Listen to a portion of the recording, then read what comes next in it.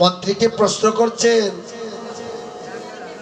যে হে মন্ত্রী মহাশয়, সারাটা জনম তুমি মন্ত্রিত্ব করলে, আস্তে আস্তে জয় রাধে। ও দাদু কথা বলবেন না।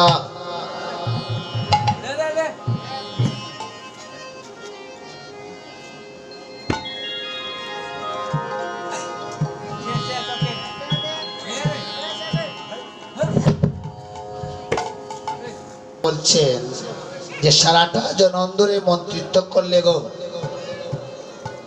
এবার আমার তিনখানা প্রশ্নের উত্তর তুমি আমাকে দাও। ওই যে রাজা, রাজা ছিলেন ধার্মিক রাজা। ওমা, ওই রাজা ছিলেন বড় ধার্মিক রাজা গো। তো বলছেন তুমি সারাটা জনম ধরে মন্ত্রিত্ব করলে, আচ্ছা দেখি তুমি ধর্ম সম্পর্কে কতটুকু তুমি জ্ঞান অর্জন করলে? তিনখানা প্রশ্নের উত্তর দাও। তাহলে বলছে হ্যাঁ বলুন। বলছে আচ্ছা বলো তো, প্রথম প্রশ্নখানা হচ্ছে ভগবান কোথায় থাকে? প্রথম প্রশ্ন হচ্ছে ভগবান কোথায় থাকে? মন্ত্রী বলছে এটা তো কত সহজ প্রশ্ন। বলছে ভগবান মানুষের মধ্যে থাকে। হ্যাঁ, ভগবান মানুষের মধ্যে থাকে। রাজা কি বলছেন দেখুন, বলছেন প্রশ্নের উত্তর হয় না, এই প্রশ্নটা ভুল। কেন? ভগবান যদি মানুষের মধ্যে থাকেন তাহলে তুই মানুষই ভগবান না। ভগবান মানুষের মধ্যে থাকেন না, ভগবানের অবিচ্ছেদ্য একটা অংশ মানুষের মধ্যে থাকে। আমরা জানি জলের মধ্যে গঙ্গার বসতি, কিন্তু গঙ্গা থেকে যদি জল করে এনে রাখি তাহলে তো বলতে পারবো না এখানে গঙ্গা, বলতে হবে গঙ্গার জল, তাই না? তাহলে প্রশ্নের উত্তরটা হয় না। এখন দ্বিতীয় প্রশ্নটা হচ্ছে, লক্ষ্য করুন। বলছে আচ্ছা এই প্রশ্নটা আমি বলতে পারি না, দ্বিতীয় প্রশ্নটা বলি। দ্বিতীয় প্রশ্নটা হচ্ছে ভগবান কি করে? ভগবান কি করেন? যখন এই কথা বলছে, বলছে ভগবান মানুষ যা করে ভগবান তা করে। বলছে কেমন করে? যে মানুষ হাসলে কি ভগবান হাসে? মানুষ কাঁদলে কি ভগবান কাঁদে? না, এই প্রশ্নের উত্তরটা তোমার হয় নাই। এবার বলছে তৃতীয় প্রশ্ন। তৃতীয় প্রশ্নটা হচ্ছে ভগবান কখন হাসে? সে বলছে, এই মন্ত্রী বলছেন মানুষ যখন হাসে ভগবান তখন হাসে। বলছে তাহলে মানুষ যখন কাঁদে ভগবান তখন কাঁদে? হ্যাঁ, সে তো আমি কাঁদার কথা বলি নাই, বলেছে হাসির কথা। এটাও বল। মন্ত্রী মহাশয় এবার পরাস্ত হয়ে গেলেন রাজার কাছে। যখন তিনি পরাস্ত হয়ে গেলেন, রাজা মহারাজ মন্ত্রী মহাশয়কে ডেকে ডেকে বলছেন, ও মন্ত্রী, তুমি তো প্রশ্নের উত্তর দিতে পারো নাই, তাহলে কাজ করো, তুমি সব পণ্ডিত বর্গকে ডাকো, সব পণ্ডিত বর্গকে ডাকো, দেখি যারা আমার এই তিনখানা প্রশ্নের উত্তর দিতে পারবে তাকে আমার রাজ্যের অর্ধেক রাজ্য আমি দান করে দেব। ভালো কথা। এবার সব পণ্ডিত বর্গ, যত ধরনের পণ্ডিত আছে আসছেন, বড় বড় পণ্ডিত। পণ্ডিতকে চিনেন আপনারা? পণ্ডিত কারা?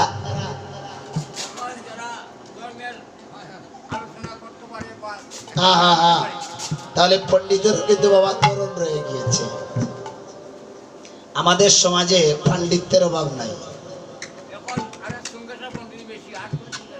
হ্যাঁ, একটা কথা বলি শুনো দাদা, ভক্তির কথা কই, ভক্ত মিলে লাখে লাখে ভক্তি মিলে কই। এখন জগতে ভক্তের অভাব নাই, কিন্তু একটা বস্তুর বড় অভাব মা, যে বস্তুটা হচ্ছে কেবলমাত্র ভক্তি। তাই পণ্ডিতগণ আসলেন, কেউ উত্তর দিতে পারলেন না। এবার মন্ত্রীকে রাজা বললেন, যাও যাও, তুমি যে কোনো জায়গা থেকে একজন পণ্ডিতকে ধরে আনো, যে পণ্ডিত আমার ওই তিনখানা প্রশ্নের উত্তর দিতে পারবে। মন্ত্রী ছুটছেন পণ্ডিত খুঁজতে।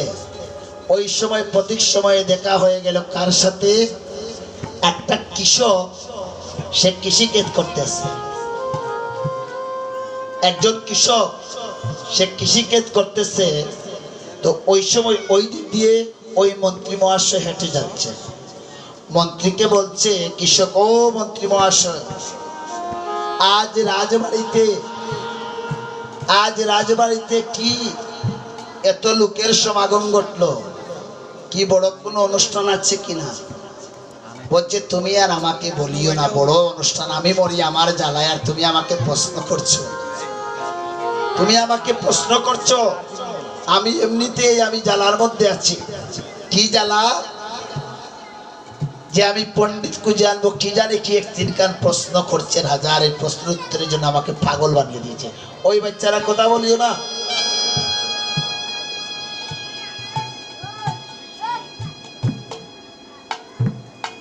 যখন হারছেন বলছেন, বলো বলো, এমন কি তিনখানা প্রশ্ন, এমন কি প্রশ্ন একটু আমায় বলো। মন্ত্রী বলছে, তোমাকে বলো, কত পণ্ডিত আইলো গেল, বলতে কেউ পারলো না, তুমি কৃষক হয়ে বলে দেবে। আর ওই কৃষক ছিল বাবা একজন ভক্ত। ভক্ত চিনা তো বিষমধায়, ভক্তকে আজও চিনতে পারলাম না। ওই কৃষক বলছে, আচ্ছা বলেন না কি এমন প্রশ্ন? বলছে, কত পণ্ডিত দিতে পারে না, তুমি দিয়ে দিবে। বলছে, বলো না মন্ত্রী, একটু আমাকে বলো তিনখানা প্রশ্ন। যখন বলছে, ভগবান কোথায় থাকে? বলছে, ও এটা তো পানির মতো সোজা। পানির মতো সোজা বলতে কি বুঝি আমরা? পানিকে কেন সোজা বলি? পানি কি সোজা? পানি এটা হচ্ছে তরল পদার্থ। কারণ এটা সোজা বলা হয় তাকে যে পাত্রে যেভাবে রাখবেন সেই পাত্রে সেইভাবে সে অবস্থান করে, তাই বলা হয় সেটা সোজা। যেমন কঠিন পদার্থ কি লোহা, সেটাকে আপনি সাধারণভাবে এটা কি করতে পারবেন না, তাই বলা হচ্ছে এটা পানির মতো সোজা প্রশ্ন। এটা কি একটা প্রশ্ন হলো? যে কি বলছো? আচ্ছা দ্বিতীয়টা বলো তো, ভগবান কখন হাসে? বলে, এটা তো আরো সোজা। বলছে, আচ্ছা বলো তো ভগবান কি করে? বলছে, এটা আরো সোজা। বলছে, তাহলে চলো। বলছে, আর চলো। বলছে, তাহলে কাজ করো, ধুতি পাঞ্জাবি পরে একটু আসো, তুমি রাজবাড়িতে যাবে। বলছে, ধুতি পাঞ্জাবি নাই বলেই তো আমি এখানে পড়ে আছি, আমার তো ধুতি পাঞ্জাবি নাই, তাই তো আমি এখানে পড়ে আছি। যখন এই কথা বলছে, বলছে, তাহলে একটু কাদা ছাড়াও। কাদা তো লেগে আছে, কাদা, কাদা চিনেন? কাদা। আর আমার গায়ে যে কাদা আছে সেটা কি চিনেন? এই কাদা কোন কাদা? বলছে, ও মন্ত্রী মহাশয়, সারা জন্ম ধরে আমি মায়ার কাদা কেঁদে গেলাম, একদিনও তো আমি গোবিন্দ বলে কাঁদলাম না, একদিনও তো গৌর চরণে আত্মসমর্পণ করলাম না, তাই তো মায়ার কাদা কেঁদে গেলাম গো। এই কাদাটা আমি কিভাবে ছাড়াবো? কাদা, চলো চলো, এই অবস্থায় আমি চলে যাব কোথায়? রাজ দরবারে। যখনই রাজ দরবারে উপনীত হলেন কৃষক এই কাদা শরীর নিয়ে, রাজা মহাশয় পরিহাস করছেন, তুমি কেন এসেছো? কাকে নিয়ে ধরে এসেছো? কত পণ্ডিত উত্তর দিতে পারলো না, আর তুমি কাকে নিয়ে ধরে এসেছো? যখন বলছে মা, বলছে, হে মহারাজ, আমাকে আপনি প্রশ্ন করুন, আমি উত্তর দেব। তাহলে প্রথম প্রশ্ন কি? ভগবান কোথায় থাকেন, তাই না? ওই কৃষক কি বলছেন জানেন বাবা? ওই কৃষক বলছেন, আচ্ছা আপনি আমাকে বলেন তো ভগবান কোথায় নেই? বলছে আপনি আমায় বলেন ভগবান কোথায় নেই? রাজা মহাশয় কি দিবেন উত্তর?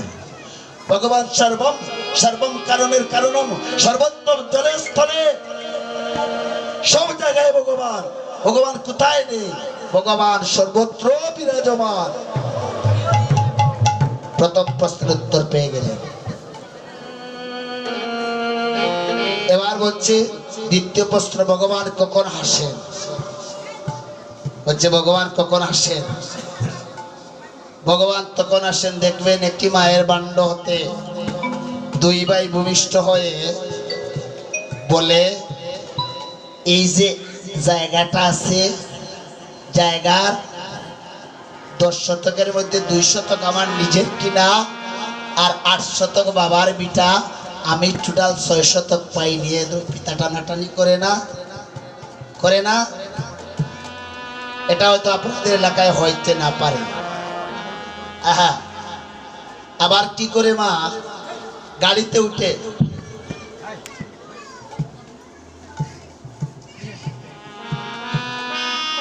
উঠে দেখবেন বলে, ওই সিটের টিকিট করেছি আমি, ওই সিটটা আমার, ওই সিট আমার।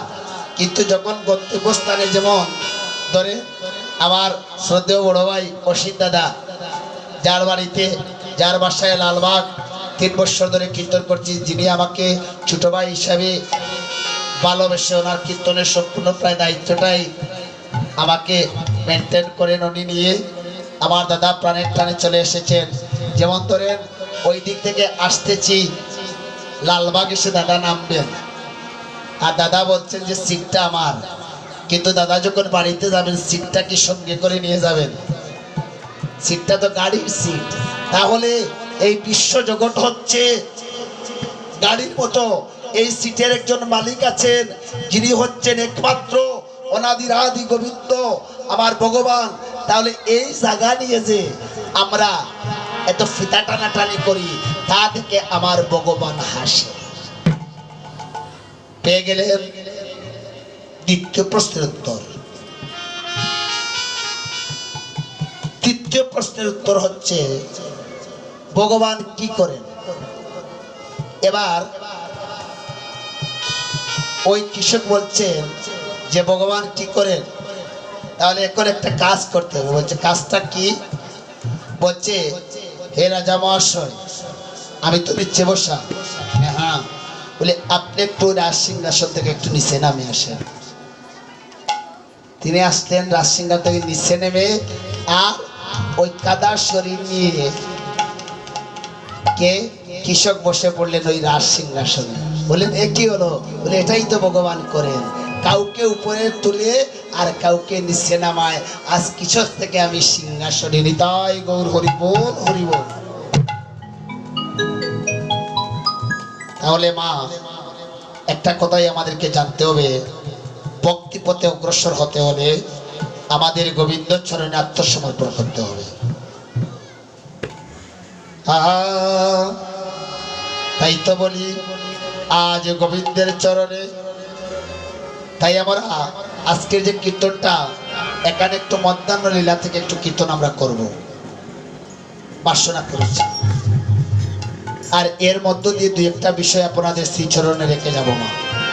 আচ্ছা বলুন তো মা, আমাদের একটা বিষয়, সবচেয়ে যে বিষয়টা জানতে হবে, আপনারা তো ললাটে কি দেন?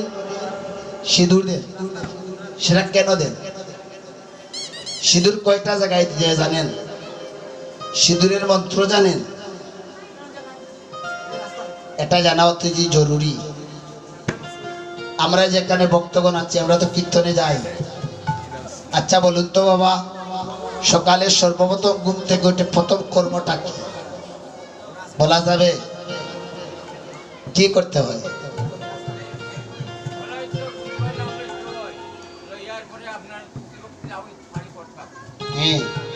এরপর এর আগে আরো অনেক কর্ম রয়ে গেছে, প্রাথমিক কর্মটা এটা আমাদের জানতে হবে। তাহলে দেখুন আজ আজ সচির নন্দন গৌর হরি আর নাচে রে গৌ আমার সংকীর্তন মাঝে গৌরাঙ্গ আমার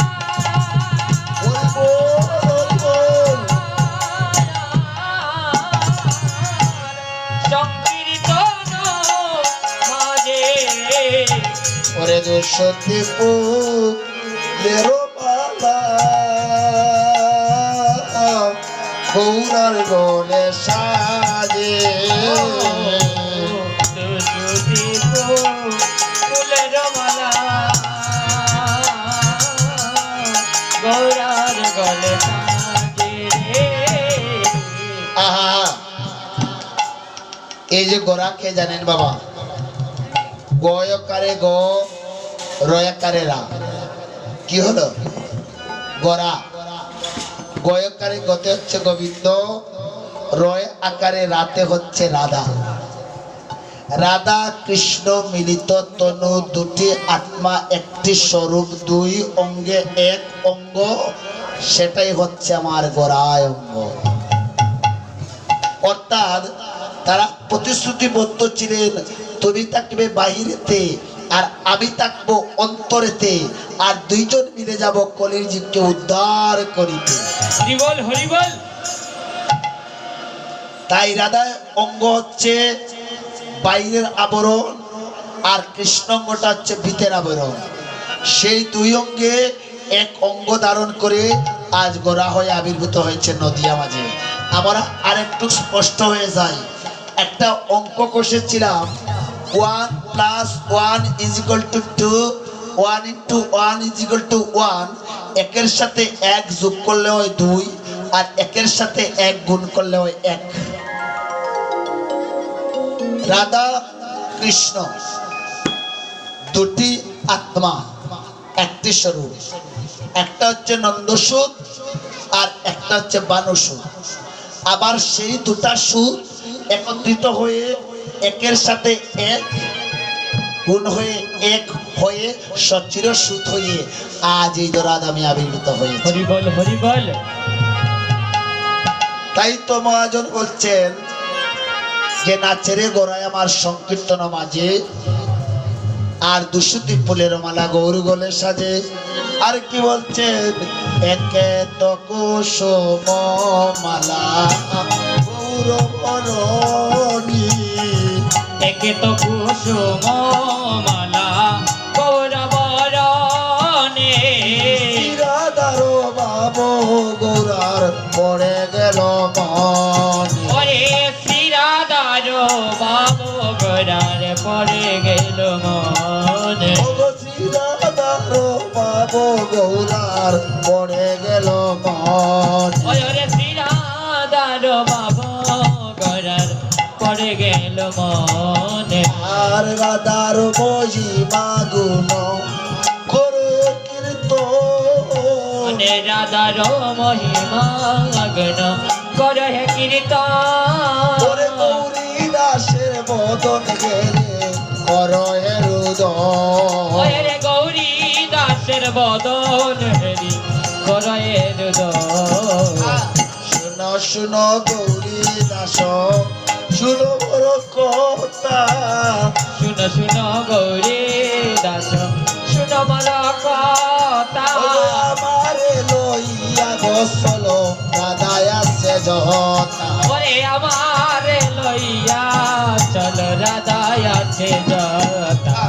গৌরী দাসে বলে প্রভু কেন উচ্চাট, ওরে গৌরী দাস বলে প্রভু কেন চাটা। আছে গোরাধা বড় দর্শন। ওরে তব লোকে আছে দাদা কর দর্শন।